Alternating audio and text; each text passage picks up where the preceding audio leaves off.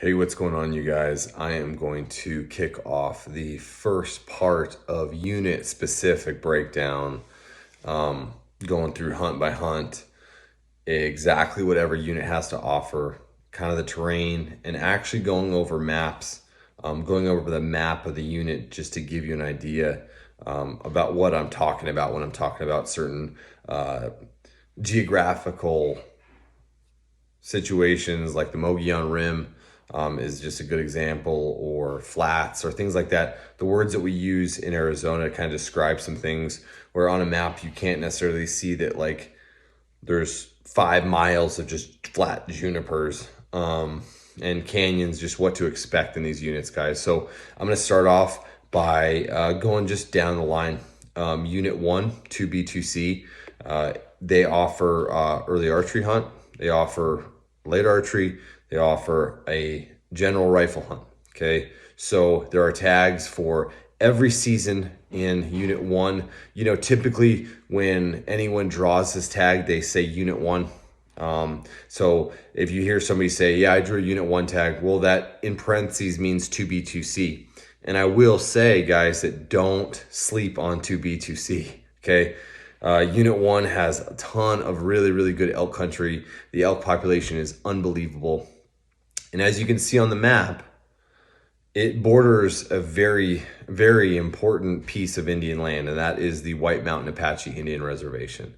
Now, on the very southern tip, southern edge of Unit 1, you can kind of get a little bit of crossover from the San Carlos, but the San Carlos Reservation really doesn't start until Unit 27, which is just south of Unit 1. So, guys, if you hear anything about the White Mountain Apache Indian Reservation, go to the Arizona Game and Fish map and look at all the units that are surrounding the White Mountain Apache Indian Reservation, which is Unit 1, Unit 3, Unit 23. And you'll see that there's giant bulls that are taken from these units, given the fact that they do border a very age class oriented area. Okay, White Mountain Apache Indian Reservation is not hunted a ton. The tags they do give out are for purchase. They are kind of over the counter, but not really. You got to have $50,000 to $100,000 to dish out for one of these early tags, or these elk tags that they give away to those lucky guys. And a lot of those guys hunt there every year. There's a long waiting list to hunt on the White Mountain Apache Indian Reservation. So in lieu of spending up to north of $100,000 on an elk tag, you can do the second best option and hunt Unit 1 or Unit 3A through C or Unit 23. So, and try to get some of those White Mountain Apache bulls to come over. And this specifically happens, guys, that the best time to hunt the border, and I'm just talking about the border right now, is during the rut. So we're talking early archery season, when these bulls are roaming. So these bulls that live on the Indian Reservation are roaming. There is a ton of cows that live in those bordering units. There's a ton of cows. I'm talking specifically Unit 1 right now. There are a ton of cows that live just outside the border of the White Mountain Apache Indian Reservation, starting from the highway there. As you can kind of see, you can look at the map and you can kind of determine what I'm talking about. But there's a lot of really good flat country that cows live in. And that's something to keep in mind with Unit 1. So Unit 1 has some very, very rugged sections, okay? Baldy Wilderness area, which butts up against the Indian Reservation, is very rugged and a very good place to hunt. But you have to be physical and you have to be ready to take out a bull on your back and do it ethically and keep that meat nice and fresh. Okay, there's some other stuff too on the eastern side of the units, the Escadilla Wilderness Area. These are two main wilderness areas in Unit 1 that have a really good population of elk. And they also require you to be very, very physical. It's a very physically demanding area, and also have the ability to hunt, with a four-wheel drive side by side, pretty rugged country with vehicles. So the best place to hunt the early archery season, when the rut is happening, when these bulls are coming across. And guys, look, these bulls don't just, the big bulls don't just live in the White Mountain Apache Indian Reservation. They live in Unit 1 too. And they live in Unit 27 and they come up from the rut. So it's not like you have to hunt the line, but I'm telling you, a lot of the bigger bulls are hunted closer to that line of the White Mountain Apache Indian Reservation. And also, if you see to the eastern side of Unit 1, there's another delineation point, and that is New Mexico. So there's not really any, between those two, you're kind of sandwiched in between New Mexico and the Indian Reservation. So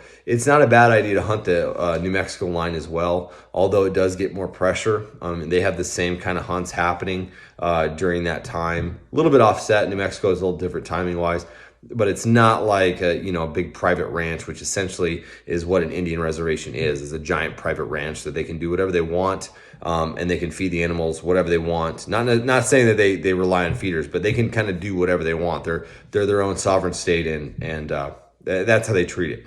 So anyway, if you're looking at a Unit 1 tag, early archery is the time really to hunt the bigger bulls in that area, simply because Unit 1 is a very cow-friendly unit. So a lot of it's flat. Outside of a couple areas, I talked about some of those wilderness areas, some of the canyons surrounding Big Lake that kind of go into Unit 27. There's a lot of deeper kind of canyons that kind of cut down in the Black River area.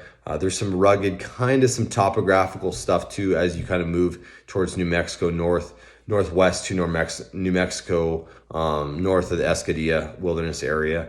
And also south, there's some of that canyon kind of country along the border there in New Mexico. But primarily you're looking at two types of terrain in Unit 1, which is junipers, flat, kind of with some topography, some hills here and there. And then you're looking at ponderosa pine forest. So with definitely some topography, like I said, around the Big Lake area, along the Black River. There's definitely some canyons, but primarily ponderosa pines, big pine country. Some mesas and some flats where these cows kind of, they feed up there, and then they bed in some of these cuts during the middle of the day. So that's what we're looking at. It's a very cow friendly, has a high cow population, Unit 1 does. So it makes the early archery season, the early rifle season, very attractive for somebody looking for that bigger bull. Because all the bulls kind of come up and meet the cows. They all come up, well, in the later season in Unit 1. So that's early archery. So if you draw an early archery tag, you need a lot of points to draw that tag, whether you're resident or non-resident. If you draw that tag, you're looking for an upper echelon bull, trophy bull. The late archery season, primarily, they don't give a whole lot of tags out. They only give a few. Usually year by year, it's around 30 tags. You're looking really to hunt over water unless you have a guide or a friend that's willing to help you spot and stalk and spot game and help you walk in on some of those things, or you're just really good at it. But primarily it's a water-based hunt with the opportunity to shoot a 340 plus bull for sure in that late archery. Where the early archery hunt, your trophy potential is really, realistically, it's 340, 350 plus. On a good precipitation year, you could hunt a 380 bull. I'm fully confident that every year somebody shoots a 380 bull off the side of the road, and not mentioning those guys that work hard for those living in nasty areas as well too. So, and even north, the 380 bulls have been shot every single year in Unit 1. And again, keep in mind there's 2B2C. So 2B2C is primarily state land. It's made up of juniper flats with little topography here and there to kind of get up in glass. Can be difficult to hunt solo and can be difficult to hunt and locate bulls, especially with a camera ban. But really checking water and hunting those flats can be really, really productive. Once those elk get pushed in the early season, they get pushed north, and they can be very call friendly up in some of that 2B2C area. And so that northern Unit 1 area too, that all kind of bleeds over into New Mexico. Same type of terrain, junipers, kind of rolling hills, stuff that elk love to live in. That late rifle Unit 1 tag is a very tough tag to draw as well. It's one of the harder tags to draw in the state outside of Unit 23. And really, it's not a hunt where you're dead set on a 350 bull. I always kind of, guys that hunt Unit 1 late rifle with us, I really give a realistic approach and say, hey, we're looking for a 330 plus bull. That being said, I mean, there are definitely 370, 380 bulls in there during late rifle season, but the majority of the big bulls drop off either into the White Mountain Apache Indian Reservation and get into some of those canyons, or they do drop off into Unit 27 into some more rugged wintering grounds, because these big bulls, they don't like to hang out on the flats all year long and just get hammered with snow. And they don't like to come into civilization quite as much like the cows do. You know, you'll see, and during any time of the year, you'll see just hundreds of cows living around Alpine and in the flats out in Eager. And as you drive in, there's just in this big flats, you'll see hundreds of cows out there at any given time. Big bulls don't really like to do that. They like seclusion and getting out of the way. So if you're looking at a late rifle elk hunt, it is a good hunt. I will say this. It is a good hunt if you are not the most physically capable person. You can do a lot of hunting just around the dirt roads. Unit 1 is very accommodating in the roads, especially around Big Lake, and even around the Escadilla area as well, and some of the roads, you know, going north of Big Lake towards Eager, Springerville. Very good roads, generally speaking, comparatively speaking to 6A or 22 or 23. Unit 1 has great roads, and because it's mild terrain, so realistically you can spot and stalk from the road, you can glass up bulls from the road and really attack it from that standpoint. So it's not a unit where you're going to have a lot of room to run around and get back into like some crazy areas where you're not going to see a lot of people. There's going to be a lot of hunting pressure both in the early archery season and the late rifle season. But just knowing what you're getting into, you know, my biggest advice for somebody that wants to get away from people and really have their hunt, you know, uninterrupted in these hunts, whether it's a late rifle or early archery, is get off into some of that Juniper Flats area. It's harder to hunt. And you can't have the, you know, the ability to see a ton and really, you know, quarterback a ton of stuff. But, you know, there's not a lot of people running around in those flats in North Unit 1 and 2B, 2C in my experience.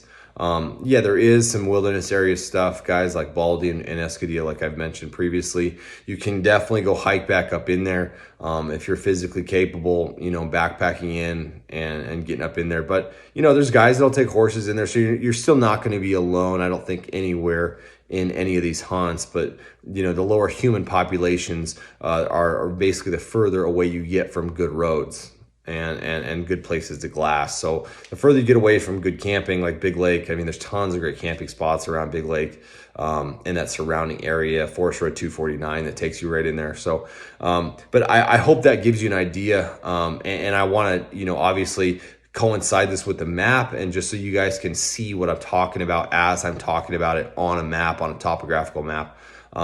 And also just the draw points and draw odds associated with Unit 1, 2B, 2C, with the early archery hunt, you know, early rifle, late archery, and late rifle. So I hope that helped, guys. If you're looking to draw a Unit 1 tag, good luck. I think it's going to be a good year there, especially this year. It was a great year in there last year, and I think it's going to be another good one. So I will catch you guys on the next one. Next video, we're going to go over Unit 3, specifically Unit 3A, 3C, and then we'll throw in 3B as well too. So, all right, we'll talk to you guys soon.